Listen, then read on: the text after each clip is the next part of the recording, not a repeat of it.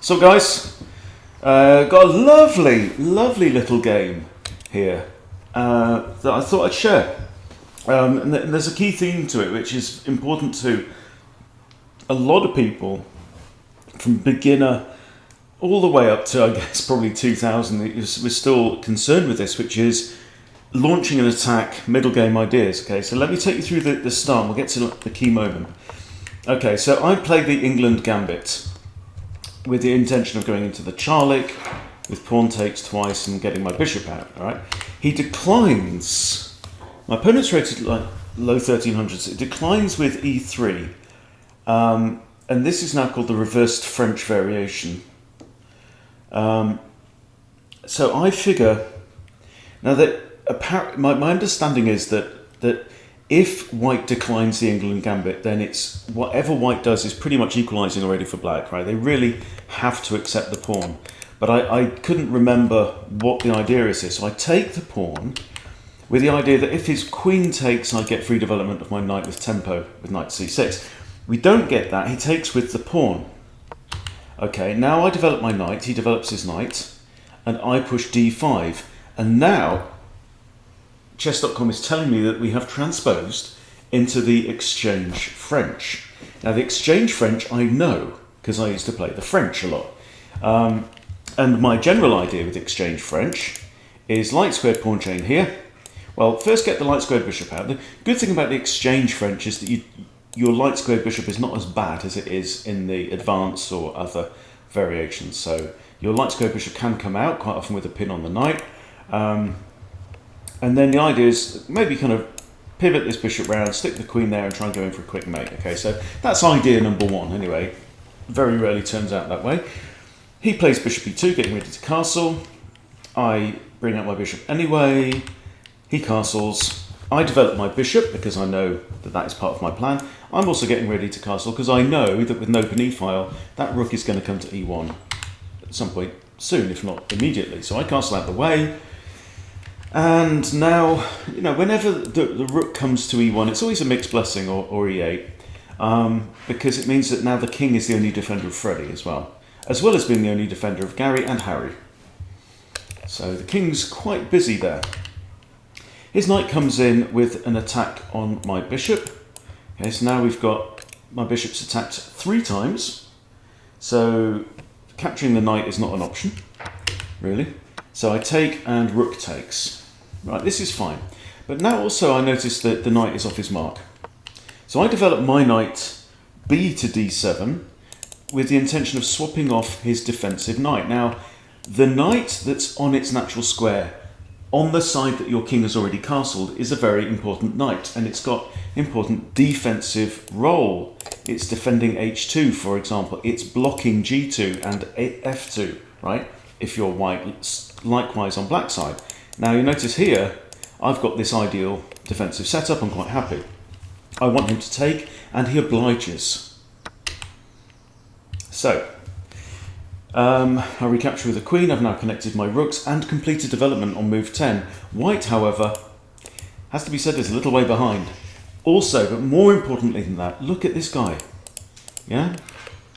Might even have ideas of sacking the bishop on h2 as well, in some lines. So out comes the knight, and now c6. So I complete this light squared pawn chain. My light squared bishop is off the board. I'm quite happy. So it's still plan A would be this, and go in and checkmate him, right? Obviously he's got an escape, but then queen h1 would be mate.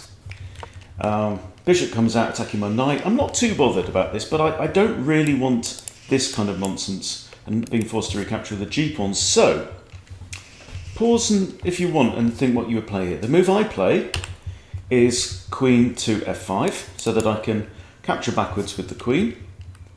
And I've also got ideas, if the bishop buggers off somewhere else, I've got ideas of coming here or here, you know, to attack h2.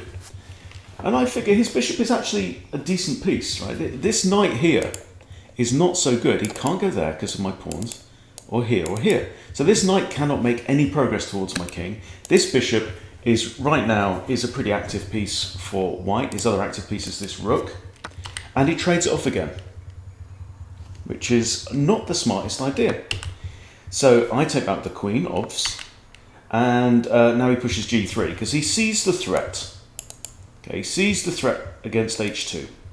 Rook's defending this. Rook's defended by queen and knight. So it's looking kind of all right for now. So rook f2 e8, proposing that we trade off rooks. My opponent declines the trade of rooks. And now we're kind of starting to get into this middle game position where you have to think, okay, now what? Now what do I do? Clearly, this pawn here is very well defended. It's got a rook and a queen behind it. So what's the plan? Well, I do have a dark squared bishop, and yes, he has created a mini dark squared pyramid. Okay, so what I need to do, if my dark squared bishop is going to help with the destruction of white, we're going to have to do something about this defensive structure. We have time as well, because this knight, as we've already mentioned, has no prospects right now. So, Harry, off you go, Harry, right? Harry carry, h4 is the idea, just somehow break up this indestructible structure, okay? Okay, he trades rooks because he blinked, right? There was no need to do that, he didn't need to do that at all. I think probably a better move for white would have been to engage this rook. And then he's got a real threat of takes, and wins a rook, you know? I think that would have been a much better move. But anyway, he blinks first and takes the rook. Now I'm currently owning, I am the leaseholder of the E file. Okay, now he engages his knight. So his knight is now starting to come into play. Okay, Harry to h4. Off we go, Harry. Okay, he holds tight on the king side and pushes c3 to, but I mean, he's adding a third defender to this pawn. You might argue that's a bit of a waste of a turn. So I take, and now knight takes. Knight takes is interesting. And I'd be interested to know what the machine thinks of that, because on one hand he's now exploded his pawns. He's now got two isolated pawns.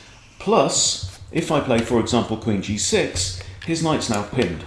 It's pinned and it's under attack twice, which maybe is not ideal.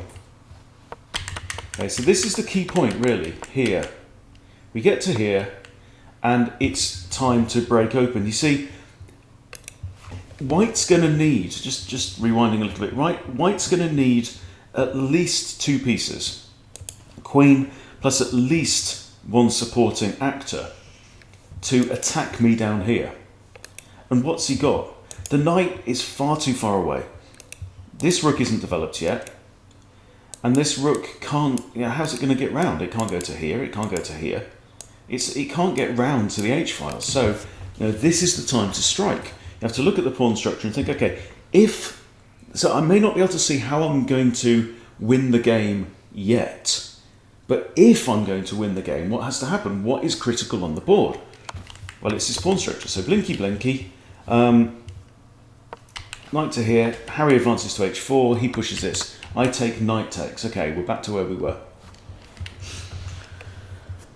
Right, so again, king's the only defender of this. This is defended twice. The knight is defended twice, but also pinned. So, queen to g6, pinning the knight. Rook comes across. Okay, so I have a think for 35 seconds on this one, and I decide to trade off rooks. I couldn't see anything else there, but I'm very happy that this knight is in a pinned state. My opponent has created not necessarily an absolute weakness, but he has created the possibility of a weakness. He's created a liability for himself. So now the f pawn goes flying in, and now I'm thinking, okay, look, queen can't go here, queen can't go here, queen can't go here because I'm covering it all, can't go here, can't go. The queen cannot penetrate down the e-file whatsoever, right? So I actually said this to myself out loud. How on earth, and look at this square is defended by my bishop, how on earth is queenie going to stop me from playing f4 and attacking the pinned piece and winning the pinned piece? Answer is she can't. So if you're white, what do you do? What do you have to do here? What's the only way that you can save your knight? where you have to break the pin. So you have to move. You can either, stick something in the middle, which isn't an option, or you have to get the key piece out of line of the attacker, of the pinning piece. So king to h1. Freddie goes up anyway, attacking the knight. Knight retreats. Okay, what do we do now? Queen e4 check. And now, I think this pawn weakness is really going to start to tell. Okay, and this is how the game ends. So the king g1 is forced. f3. Now, the knight can't move because the queen is undefended on the back rank. I also have ideas of this. I also have the bishop looking down h2. It's all looking good. Now here, with the king there, there's a threat. So I'm looking at this and I'm thinking, if I play like queen here or queen here with check, obviously he can't go there because I just dive into g2 and it's checkmate and he's blocked in by his own pieces. But he did have this as an option, right? So I think here he should have just burned a move. But I mean, what's he got? This is the problem. The knight can't move because he loses the queen. And whatever else happens, he's going to lose the knight, so he loses the knight. So that's pretty impossible. Okay, so I capture the knight with check. If queen takes here, I've got queen h1 and it's checkmate because the king can't go on the back rank or here. So that's the queen can't take. Obviously king can't take.